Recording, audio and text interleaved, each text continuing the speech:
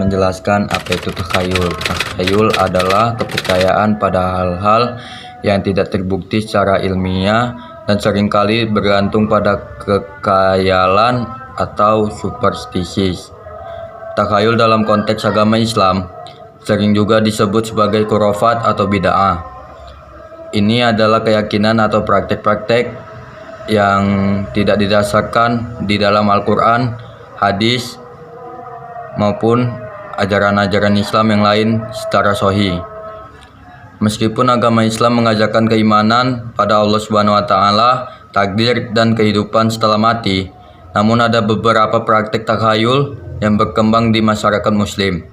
Sebagaimana Allah berfirman dalam surah Al-Baqarah ayat 102. Contoh-contoh kasus takhayul yaitu: 1. Mengaitkan keberuntungan dengan angka. Yang kedua, mengaitkan nasib dengan tanda-tanda alam. Yang ketiga adalah mengaitkan keberuntungan dengan benda-benda tertentu.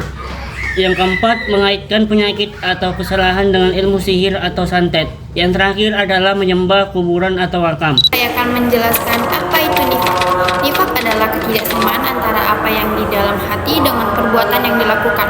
Kata nifaq sendiri dalam bahasa Arab berasal dari akar kata nafaka yunafiku nifakan, di mana kata ini diambil dari kata nafika yang berarti salah satu lubang tikus. Jika dicari melalui satu lubang, maka tikus itu akan lari dan keluar melalui lubang yang lain. Dengan analogi tersebut dapat dijelaskan bahwa dengan perbuatannya, lahirnya tidak sama dengan hatinya. Adapun beberapa jenis nifak, yang pertama adalah mendustakan Rasulullah SAW atau mendustakan sebagian daripada apa yang beliau bawa. Yang kedua, memuji Rasulullah SAW atau membenci sebagian apa yang beliau bawa. Yang ketiga, merasa gembira dengan kemunduran agama Islam. Dan yang keempat, tidak senang dengan kemenangan Islam. Baiklah, di sini saya akan menjelaskan tentang khurafat. Khurafat atau percaya kepada sesuatu hal yang tidak logis. Biasanya bermula dari zaman nenek moyang dan masih diyakini hingga sekarang. Misalnya, ada kupu-kupu yang masuk ke rumah dipercaya sebagai tanda ada tamu yang akan datang. Duduk di pintu dapat menghalangi jodoh dan lain sebagainya. Padahal semua hal itu tidak akan terjadi tanpa kehendak Allah SWT.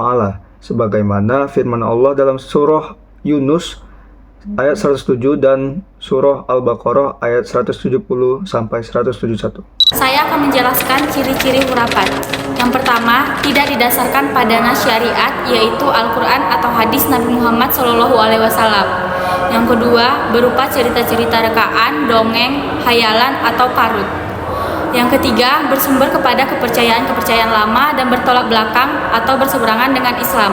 Yang keempat, menggunakan objek-objek tertentu sebagai penguat seperti kuburan dan sebagainya. Yang kelima, mempunyai unsur-unsur negatif dari segi akidah dan syariat. Yang kelima, beberapa berbentuk pemujaan dan permohonan kepada makhluk halus. Selanjutnya adalah riddah.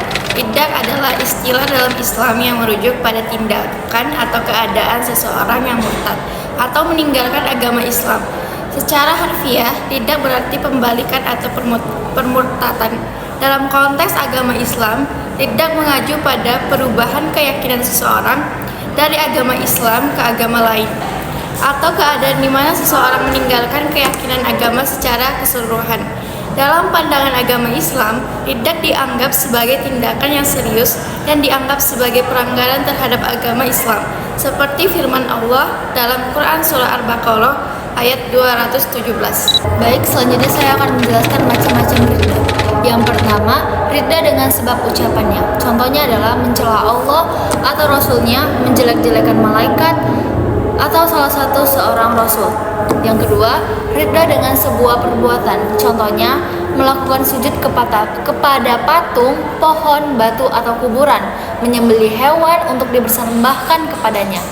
Riddah dengan sebab keyakinan. Contohnya, meyakini Allah Subhanahu wa taala memiliki sekutu, meyakini segala hal yang haram sebagai sesuatu yang halal, maupun meyakini bahwa sholat itu tidak diwajibkan dan sebagainya.